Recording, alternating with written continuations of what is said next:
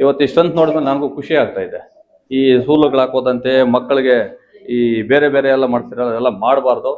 ದೇವಸ್ಥಾನಗಳಲ್ಲಿ ಉಂಡಿಗೆಗಳು ಬೇಕಾಗಿಲ್ಲ, ಶಾಲೆಗಳಲ್ಲಿ ಇರಬೇಕು.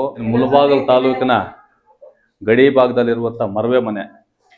ಈ ಮರವೆ ಮನೆ ಅಂದರೆ ನಮ್ಮ ಅತ್ತೆ ಅವ್ರ ಸ್ವಂತ ಊರಿದು, ತವ್ರ ಮನೆ. ಇಲ್ಲಿಂದ ಸುಮಾರು 40 ವರ್ಷದ ಬಂದವೆ ಈ ಊರಿಗೂ ನಮಗೂ. ಬಟ್ ಇವತ್ತು ಗೊತ್ತಾಗಿದೆ ಏನಂದರೆ ನಮ್ಮ ಬ್ರದರು ತ್ಯಾಗರಾಜ್ ಅವ್ರನ್ನ ನೆಂಗ್ಲಿ ಅಂದ್ಕೊಂಡೇ ಇದೆ, ಇವತ್ತು ಗೊತ್ತಿರಲಿಲ್ಲ. ನನಗೆ ಈ ಊರಲ್ಲಿ ಕಾರ್ಯಕ್ರಮ ಮಾಡೋಕ್ಕೆ ಭಾಳ ಖುಷಿ ಆಯಿತು. ನಮ್ಮ ಚೆನ್ನಪ್ಪ ಸಾರು 1 ತಿಂಗಳಿಂದ ಏನು ನಾನು ಡಿಮ್ಯಾಂಡ್ ಮಾಡಿಲ್ಲ, ತಿಂಗಳ ಹಿಂದ್ಗಡೆ ಕೇಳಿದ್ರು ನಮ್ಮ ಶಾಲೆಗೆ ಮಾಡಬೇಕು ಸಂಗೊಳ್ಳಿ ಹಿಂಗೆ ಅಂದರು. ಸರ್ ಖಂಡಿತ ಮಾಡೋಣ ಸರ್ ಅಂತ ಹೇಳಿದ್ವಿ.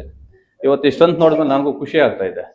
ಸರ್ಕಾರಿ ಶಾಲೆಗಳು ಉಳಿಬೇಕನ್ನೋದೇ ನನ್ನ ಆಸೆ. ಯಾಕಂದ್ರೆ ನಾವು ಸರ್ಕಾರಿ ಶಾಲೆಗಳಲ್ಲಿ ಬಹಳ ಕಷ್ಟ ಇದ್ದ ಕಾಲದಲ್ಲಿ ಸರ್ಕಾರಿ ಶಾಲೆಗಳು ಇದ್ದಿದ್ದು, ಅವತ್ತು ಯಾವುದು ಈ ಖಾಸಗಿ ಶಾಲೆಗಳು ಇರಲಿಲ್ಲ. ದಯವಿಟ್ಟು ಪೋಷಕರು ಇನ್ನೂ ಹೆಚ್ಚಿನ ಪ್ರೋತ್ಸಾಹ ಕೊಡಬೇಕು ಮಕ್ಕಳಿಗೆ. ಸರ್ಕಾರಿ ಶಾಲೆಗಳಲ್ಲೇ ಓದೋಕ್ಕೆ ಕಳಿಸ್ಕೊಡಿ, ಒಳ್ಳೆ ವಿದ್ಯಾಭ್ಯಾಸ ಸಿಗಲಿ. ನಾನು ಮುಖ್ಯವಾಗಿ ಹೇಳೋದೇನಪ್ಪ ಅಂದರೆ ಈ ಸೀಸನ್ ಬಂತು ಅಂದರೆ ಮಕ್ಕಳನ್ನ ಈ ಕಾವಡಿಗಳು, ಅಯ್ಯಪ್ಪ ಸ್ವಾಮಿ ಮಾಲೆಗಳು, ಭಕ್ತಿ ಇರಬೇಕು, ದೇವ್ರು ನಂಬಬೇಕು. ಈ ಮೂಢನಂಬಿಕೆಗಳಿಗೆ ಜಾಸ್ತಿ ಹಳ್ಳಿಗಳ ಕಡೆ ಒತ್ತು ಕೊಡ್ತಾರೆ, ಅದು ಕೊಡೋ ರೀತಿ ಆಗಬಾರ್ದು.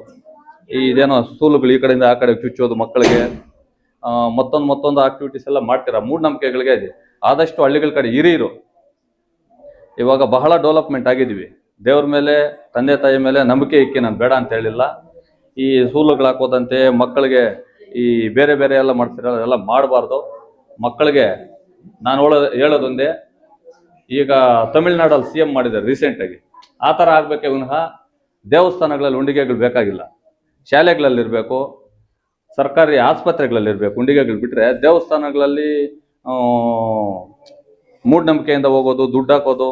ದೇವರು ಎಲ್ಲಿದ್ದಾರಪ್ಪ ಅಂದರೆ ನಮ್ಮಲ್ಲೇ ಇರ್ತಾರೆ. ಕಲ್ಲಲ್ಲಿ ದೇವರಿದ್ದಾರೆ ಅಂತ ನಾವು ನಂಬೋದು ತಪ್ಪಲ್ಲ, ಬಟ್ ನಮ್ಮಲ್ಲೇ ಇರ್ತಾರೆ. ಒಳ್ಳೆ ಗುಣ ಅಂತ ಯಾರಲ್ಲಿದ್ದರೆ ಅವ್ರನ್ನ ನಾವು ದೇವರಲ್ಲಿ ಕಾಣ್ಬೋದು. ತಂದೆ ತಾಯಿಯನ್ನು ಪ್ರೀತಿಸಿದ್ರೆ ಅಲ್ಲೇ ದೇವ್ರು ಸಿಗುತ್ತೆ.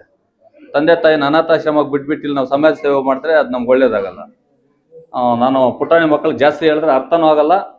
ಒಳ್ಳೆ ರೀತಿಯಲ್ಲಿ ಓದಿ ಖಾಸಗಿ ಶಾಲೆ ಆಗ್ಲಿಗಂತೂ ನೀವು ಯಾವುದ್ರಲ್ಲೂ ಕಡಿಮೆ ಆಗ್ಬಾರ್ದು. ಆಗ್ಬೋದಾ? ಚೆನ್ನಾಗಿ ಓದ್ತೀರಾ? ಸರಿ ಸರ್, ಇನ್ನು ಬೇರೆ ಮಾತಾಡೋದೇನು ಬೇಕಾಗಿಲ್ಲ. ಮಕ್ಕಳಿಗೆ ಎಷ್ಟು ಹೇಳಿದ್ರೆ ಸಾಕು. ಈ ಕಾರ್ಯಕ್ರಮಕ್ಕೆ ಕರೆಸಿ 2 ಮಾತು ಮಾತಾಡಲು ಅವಕಾಶ ಕೊಟ್ಟಂತ ಎಲ್ಲ ಹಿರಿಯರಿಗೂ ಹೊಂದಿಸಿ ನನ್ನ ಮಾತು ಮುಗಿಸ್ತಾ ಇದ್ದೀನಿ. ಜೈ ಹಿಂದ್, ಜೈ ಕರ್ನಾಟಕ.